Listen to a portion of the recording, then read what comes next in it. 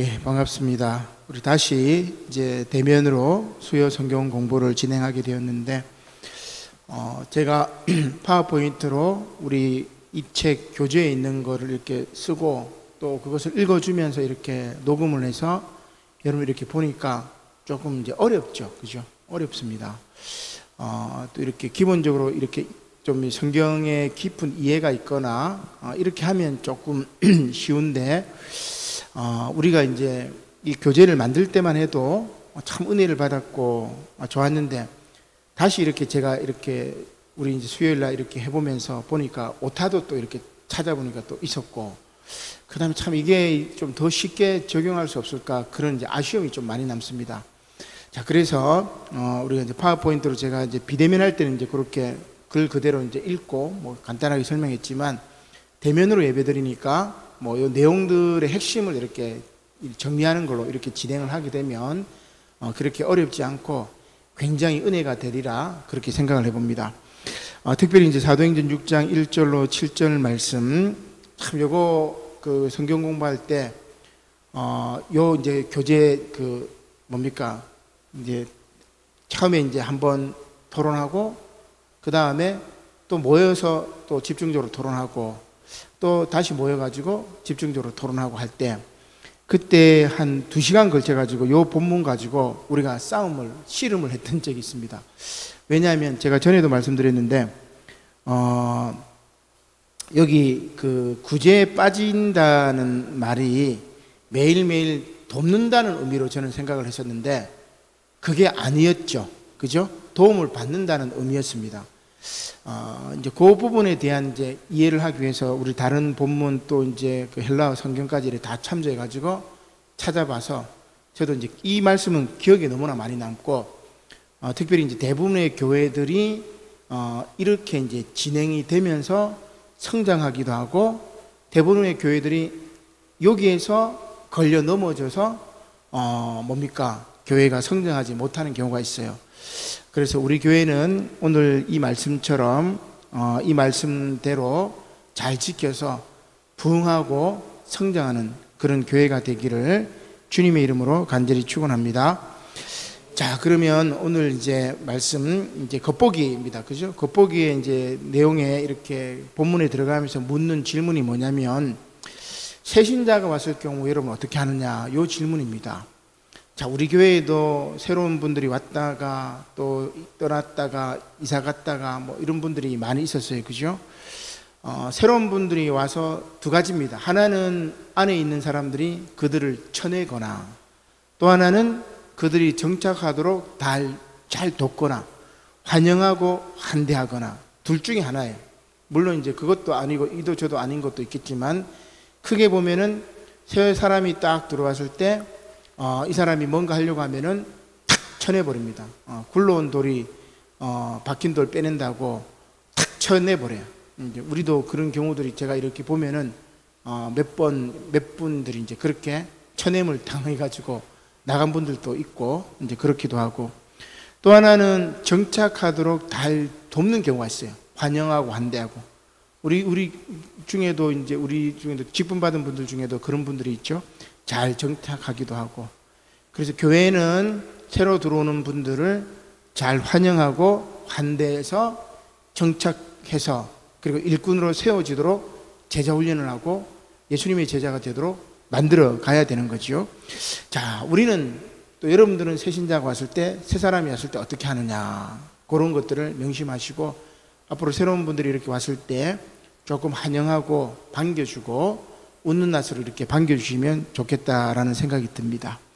자, 그 다음에 두 번째 이제 겉보기 질문이 뭐냐면, 교회에서 이제 소외를 당한 적이 없느냐, 혹은 불만이 있다면은 어떻게 하느냐, 뭐 이런 이제 이야기가 나옵니다. 그래서 참 예민한 문제들을 우리가 겉보기에 이렇게 이야기를 하는데, 교회에 불만이 있는 사람들이 있긴 있습니다. 그죠? 목사에 대한 불만, 뭐 교회 예배에 대한 불만, 성도들에 대한 불만, 뭘 하면은 행사에 대한 불만, 뭐를 또 만들면은 또 뭐 만든다고 불만, 불만이 없을 수가 없죠. 왜냐하면 사람들이 모인 곳이기 때문에 불만이 있습니다. 없을 수가 없어요. 자, 그러면 이제 불만이 있다고 호소하는 사람은 어떻게 대하느냐? 우리 답안지에 보면 잘 설명되어 있습니다. 먼저 공감을 해주고, 중요한 것은 그 불만에 동조를 하면 안 돼요. 불만에 여러분 동조를 하지 말고 이야기를 듣고, 우리 여기 교재에도 보면 이제 목사님에게 이야기를 한다든지 혹은 함께 기도한다든지 뭐 이런 식으로 이제 그 사람의 불만 있는 사람의 이야기는 들어주되 그 사람 동조해 가지고 패를 나눠 가지고 이렇게 해버리면 교회가 이제 무너져 버리는 거죠. 불만이 있으면 이렇게 들어주고 같이 기도합시다 이렇게 넘어가야 지혜로운 교회 공동체라고 이야기를 할 수 있습니다. 어떤 사람은 없는 불만 또 만들어 가지고 으쌰으쌰 해가지고 막 교회를 이제 막 파탄화시키기도 하고 있는데, 여러분들은 이렇게 교회에서 불만이 있거나 혹은 교회에서 소외를 당한다는 그렇게 느끼는 사람이 있다면은 공감하고 이야기를 들어주고 그 다음에 같이 기도하거나 또 목회자에게 이야기를 해가지고 목사님 참 이 기도 제목을 가지고 우리 함께 기도합시다 이렇게 이제 진행이 되어야 할 것이다 이렇게 볼 수 있습니다. 자, 그럼 오늘 왜 이제 우리가 이런 이제 겉보기 이야기를 하느냐? 바로 이제 초대교회에 지금 제가 말씀드렸던 것처럼 새로운 사람들이 왔을 때, 그리고 이 사람들이 소외를 당했을 때 초대교회 공동체가 어떻게 했나를 잘 보여주는 게 오늘 이제 말씀입니다. 자, 그러면 들여다보기를 한번 봅시다. 자, 들여다보기는 말씀의 이제 내용이죠. 본문 말씀의 이제 내용인데, 자, 6장 1절부터 한번 보겠습니다.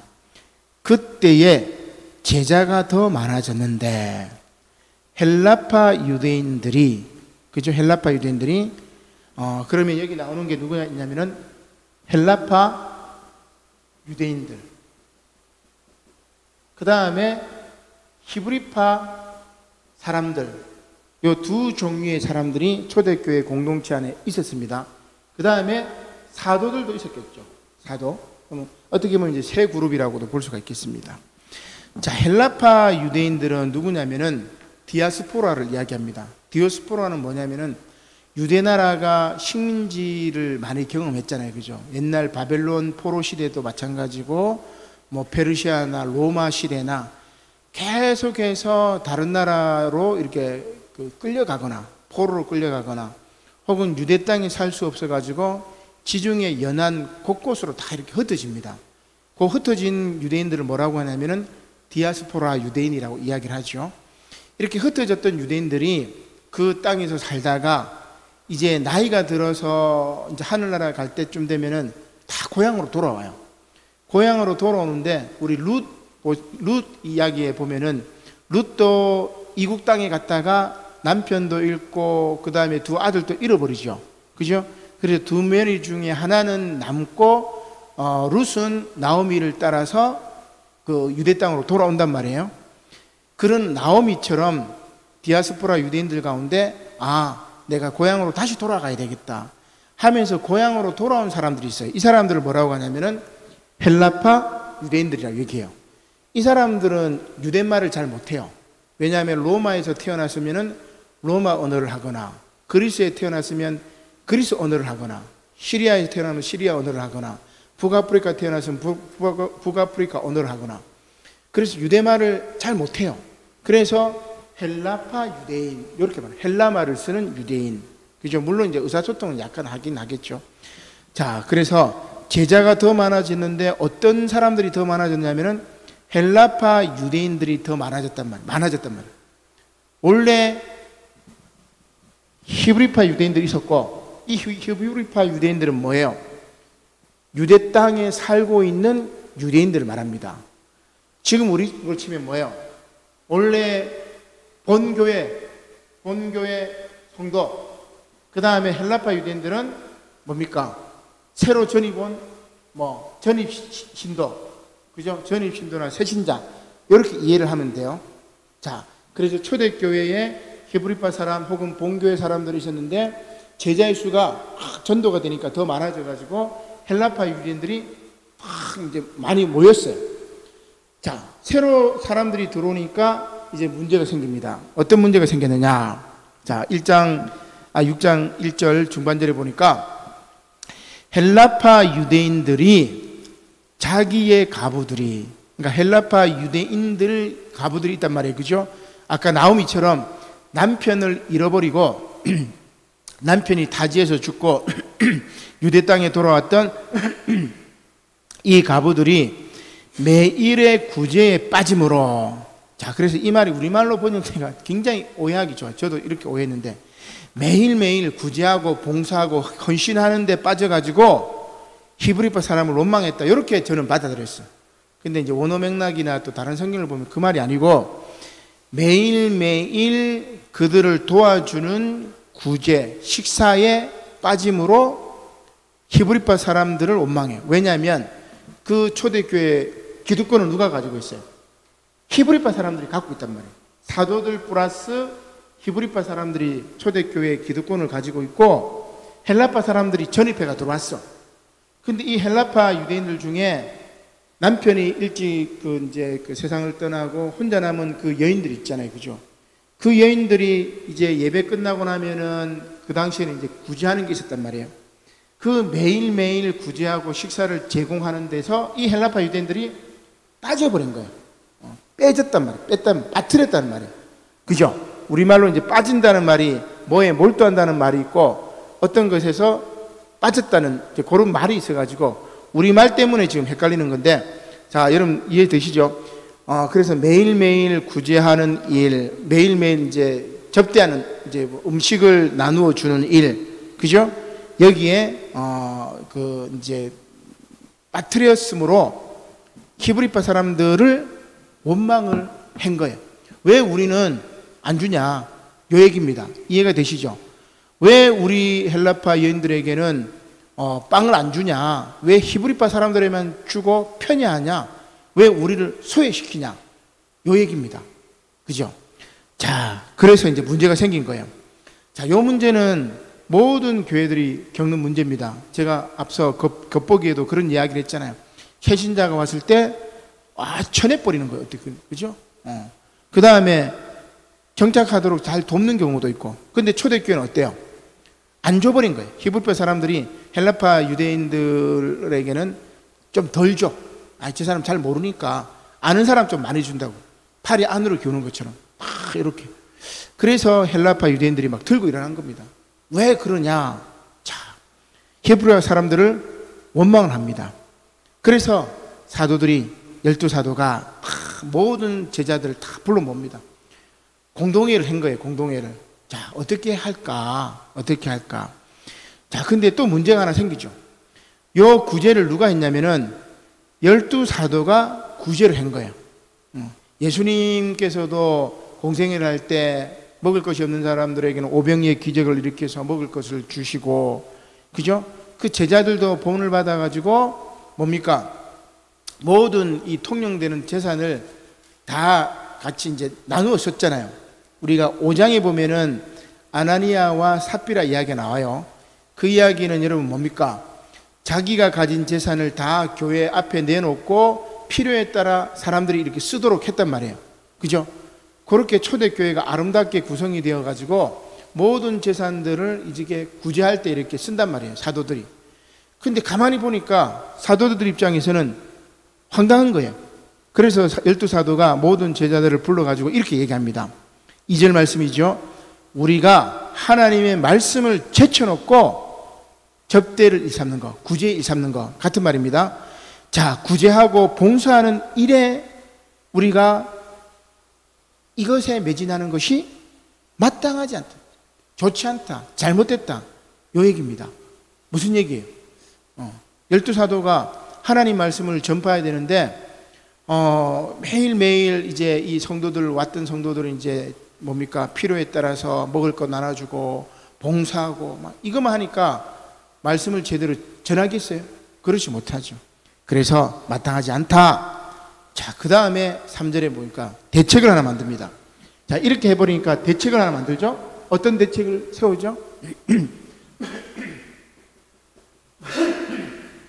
7명의 집사, 일꾼을 딱 세웁니다. 여러분, 교회 직분은 뭐예요? 구제와 봉사를 위해서 직분을 세우는 겁니다.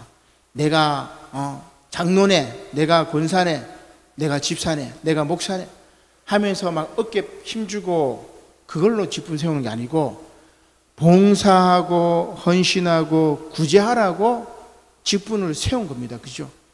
오늘 한국교회의 이 직분자들이 구제와 봉사로서 자신이 직분을 받았는데 그것을 망각하고 내가 직분을 받았으니까 이제 내 마음대로 해야 되겠어. 절대 그래서는 안 되는 거죠. 자, 그래서 7 집사를 선택을 하게 됩니다. 자, 중요한 거는 사도들은 3절에 보면은 성령과 지혜가 충만하여 칭찬받는 사람 7을 택하라. 자, 사도들 기도는 뭐예요? 성령과 지혜가 충만하여 칭찬받는 사람이죠. 그죠? 사도들은 이 사람들을 세우라고 했어요. 그래서 온 무리가 4절에 보니까 5절에 보니까 온 무리가 이 말을 기뻐해 가지고 어떻게 됩니까? 우리가 요거 보면서 굉장히 논쟁을 많이 했습니다. 그 집필할 때 무리는 제자들은 어떤 사람을 뽑았죠? 제자들은 믿음과 성령이 충만한 사람 7을 뽑았어요. 같은 말 아니에요, 목사님. 절대 다릅니다. 자, 그건 나중에 한번 이야기를 하도록 하고, 믿음과 성령이 충만한 사람 7사람을 택해가지고 사도들 앞에 세우니까 사도들이 기도하고 그들에게 안수했고, 자, 그 결과 일꾼을 세우니까 그 결과 어떻게 됐습니까? 7절에 하나님의 말씀이 점점 왕성해져. 왜 왕성해지죠? 사도들이 이제 매일매일 구제하는 일, 봉사하고 구제하고 봉사하는 일을 하지 않고 하나님 말씀을 전하니까 점점 왕성하여서 예루살렘에 있는 제자의 수가 더 많아지고, 놀라운 것은 제사장은 누구예요? 유대교의 최고 우두머리, 최고 지도자가 제사장입니다. 제사장의 무리도 이 도, 즉 기독교, 예수님을 따르는 도에 복종하니라. 아주 놀랍습니다. 그죠? 그러니까 말씀이 살아 역사하고 힘이 있기 때문에 유대교 대제사장들도 예수님의 말씀에 이제 순응하고 아멘하고 받아들여가지고 변화되는 놀라운 역사가 있었던 겁니다. 이게 이제 오늘 본문 말씀 내용이지요. 자, 그러면 이제 우리가 몇 가지 이제 살펴보니까 갈등 요인은 일단 뭐예요? 자, 들어가 보기로 들어가면, 자, 1번 갈등 요인이 있습니다. 왜 헬라파 유대인하고 히브리파 사람들이 갈등을 했을까? 매일 모여 떡을 떼는 일에서 분배가 공정하지 못했죠. 혹은 교회에서 이제 패를 나누기도 하고 또 소외당하는 사람이 있기도 하고, 그죠? 이런 식으로 해가지고 갈등이 생겨버렸습니다. 자, 이렇게 갈등이 생겼을 때 사도들이 잘 해결했죠. 사도들은 말씀 중심으로, 구제와 봉사의 직분은 7 집사가. 그래서 우리 교회도 지난 재직회 때 이제 이야기를 하고, 또 제가 뭐 계속해서 이제 사회복지 하루에 뭐 2시간, 뭐 3시간 이렇게 들으면서 내년 3월까지 하고, 한 20일인가 또 사회복지 기관에 또 실습을 나가야 돼요, 실습. 그래서 중부교회 이제 한울 장애인 센터가 있어가지고 그곳에서 이제 실습을 이제 받으면 아마 이제 시험 잘 치고 나면 이제 되지 않을까 생각이 드는데, 참 긴 시간을 이렇게 공부를 해야 되고 앉아 있으니까 조금 이제 안타깝기도 해요. 그러니까 내가 말씀 준비할 시간에 내가 이걸 해야 되나 말아야 되나, 처음에는 이제 막 자괴감도 들고 그랬는데, 어떻게 보면 이것도 이제 하나님의 선교의 일환이라고 생각을 해보니까 이렇게 감당을 하고 이렇게 있습니다. 근데 중요한 건 뭐예요? 본질은 뭐예요? 사도들은 말씀 연구하고 이 말씀 가르치고, 그래야만이 오늘 이 하나님의 말씀이 왕성해서 예루살렘의 제자들의 수가 더 많아지는 거죠. 그죠? 근데 우리가 이제 일꾼이 없어서 어떻게 보면 이제 요 틀을 잡고 일꾼들을 불러 모으고, 여기 있는 헬라파 유대인들이 우리 교회에 좀 들어와야 돼요. 헬라파 유대인들이 좀 쫙 들어와야만이 제가 이제 말씀에 이제 몰두할 수 있지 않을까. 이제 그때까지는 제가 힘들지만은 그 일도 하고 또 이 일도 하고 그렇게 해야 되겠다 이런 생각이 들기도 합니다. 자, 그래서 사도들은 다시 말씀 중심으로 나아가고 구제와 봉사의 직분은 7 집사를 통해서 딱 하면서 교회가 틀이 잡혔어요. 교회가 질서가 세워진 겁니다. 그러면서 교회가 부흥한 거죠.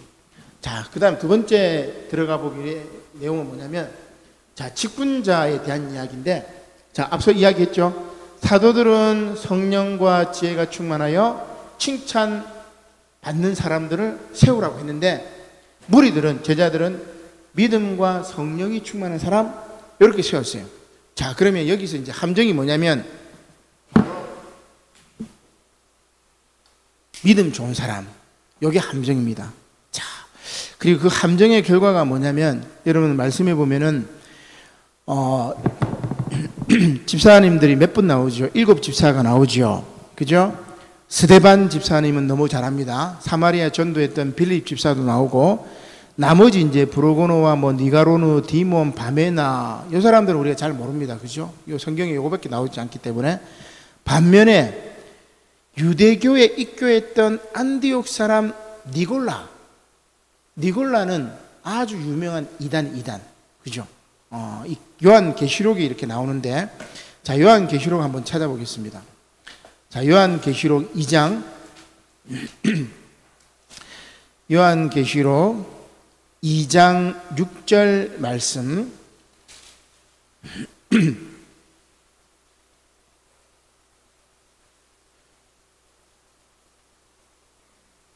자, 요한계시록 2장 6절 말씀 한번 같이 읽어볼까요? 시작. 오직 내게 이것이 있으니 내가 니골라당의 행위를 미워하는도다. 나도 이것을 미워하노라. 아멘. 자, 요한 사도가 에베소 교회에 편지를 쓰면서 니골라당을 미워한다 얘기를 해요. 니골라당은 뭐예요? 여기 있는 7 집사 가운데 한 명이었던 니골라가 세운 당, 니골라가 세운 이단 종파라고 이야기를 할 수가 있습니다.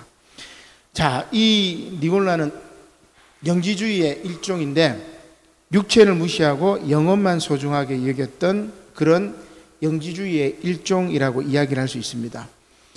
그리고 이제 율법은 소용없어.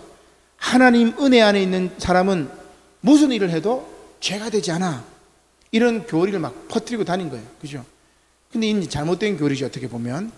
그래서 이 니골라는 초대교회 7 집사 가운데 한 명이었지만 이단으로 나아가서 사람을 잘못 세운 거예요. 이해가 되시죠? 사람을 잘못 세웠단 말이에요. 자, 니골라에 대한 이야기가 조금 더 나오는데, 버가모 교회에 편지할 때도 니골라에 대한 이야기가 나옵니다. 2장 14절 말씀이, 2장 15절 말씀이지요.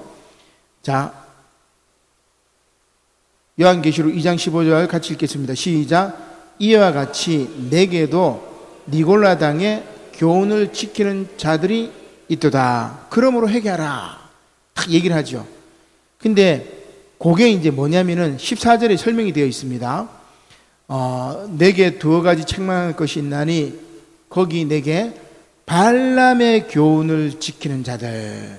자, 발람은 여러분 그 거짓 예언을 하라는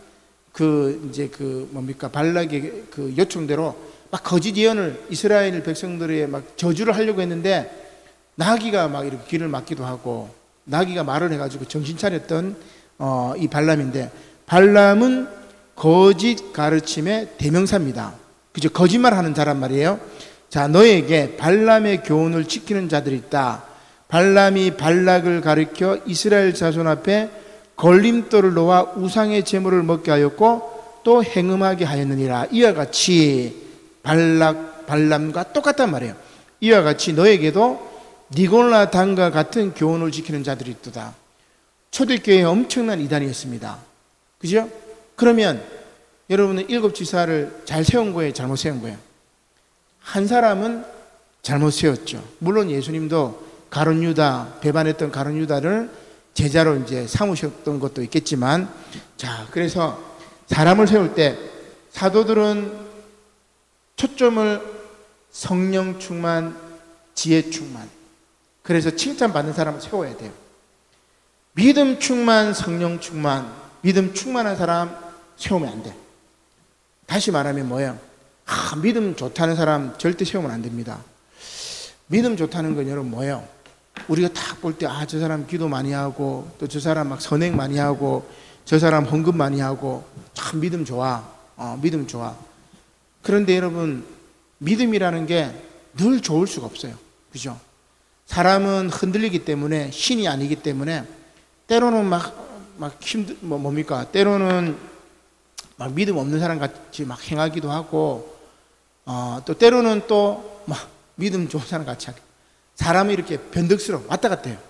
대부분 이렇게 일정하게 이렇게 하는 것들은 뭐 뜨겁지도 않고 차지도 않고 미지근한 이제 그런 사람들이 대부분이긴 한데, 너무 막 뜨겁거나 너무 막 차갑거나, 이게 이제 어떻게 보면 믿음 좋은 사람이에요.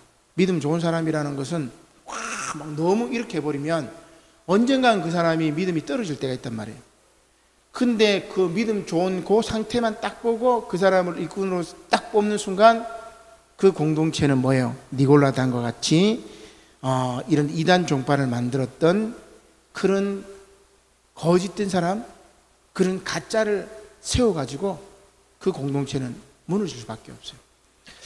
그래서 참 일꾼 세우는 게 너무 중요합니다.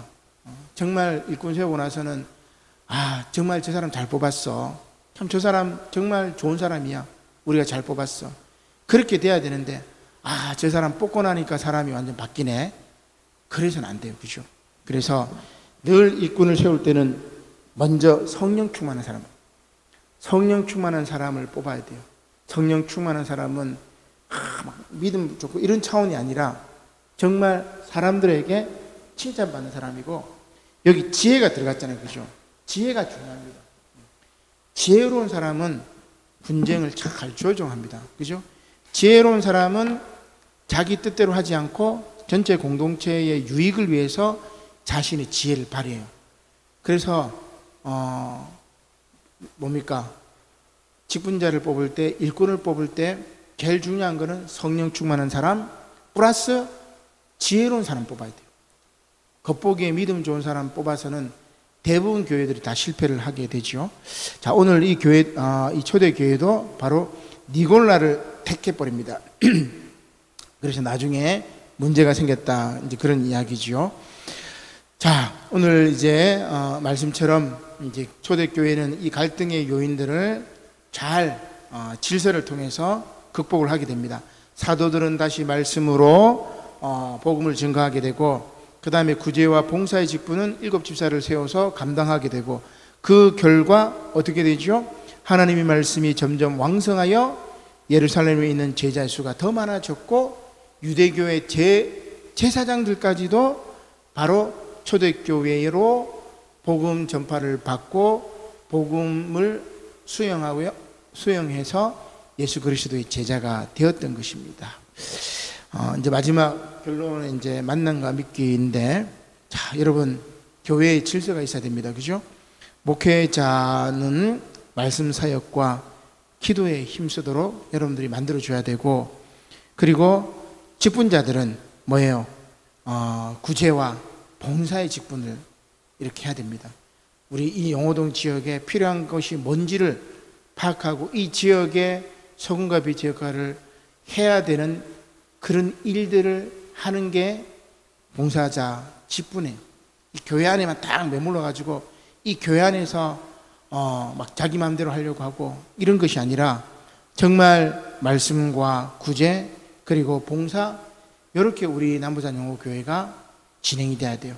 힘들고 어렵지만 오늘 초대교회가 부흥했던 이 성장의 비결을 저는 알고, 오늘 참석했던 여러분들도 알고, 혹은 이제 방송으로 영상으로 보시는 여러분들이 만약에 마음에 감동이 된다면 정말 말씀 중심, 구제와 봉사 중심으로 변하는 그런 우리 남부산 영호교회를 만들어 가시기를 주님의 이름으로 간절히 축원합니다.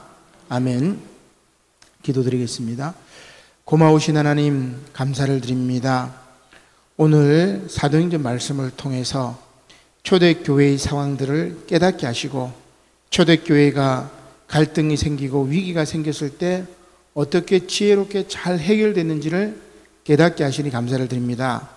특별히 사도들은 말씀을 전하는 일에, 또한 구제와 봉사 일에는 7집사를 세워서 직분자들을 통해서 구제와 봉사하게 하였지만, 아버지 하나님, 그 직분자를 성령과 지혜가 충만한 사람이 아니라 믿음 충만했던 사람으로 잘못 뽑아서 니골라와 같은 초대교회 이단이 나왔던 것도 기억합니다. 주님, 우리가 성령 충만한 사람, 지혜가 충만한 사람, 그리하여 사람들에게 칭찬받는 예수의 일꾼, 예수의 증언자가 될 수 있도록 은혜를 베풀어 주시고, 또한 그런 귀한 일꾼들을 세울 수 있도록 하나님 축복하여 주시옵소서. 감사를 드리며 예수님의 이름으로 기도드립니다. 아멘.